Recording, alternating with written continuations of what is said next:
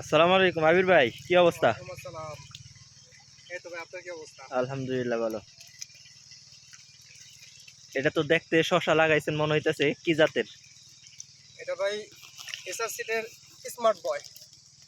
ফলন কেমন হয়েছে একটু দেখি। যাক, ফলন ভাই মাশাআল্লাহ, আলহামদুলিল্লাহ। এখনো তো হারভেস্টিং করি নাই। তবে এখনো এটি কিছু হয়তো হারভেস্ট হবে দু একদিনের ভিতরে, না? হ্যাঁ, আশা করি কাল পরশু কিছু করা যাবে। কারণ এই জায়গায় কতটুকু জায়গায় করছেন সম্পূর্ণ? সম্পূর্ণ জায়গা ভাই 52%। কিন্তু আপাতত ফলনে আছে মোটামুটি 25-30% মতো।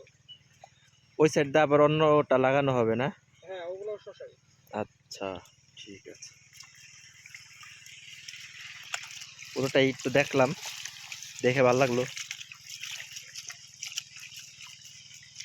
গাছের বয়স কতদিন ভাই এটার? এটার ভাই মোটামুটি 37 দিন বয়স হবো।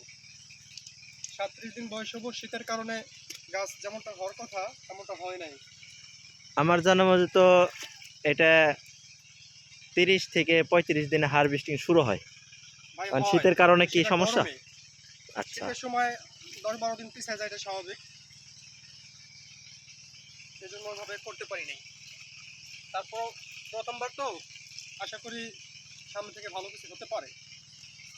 যাক,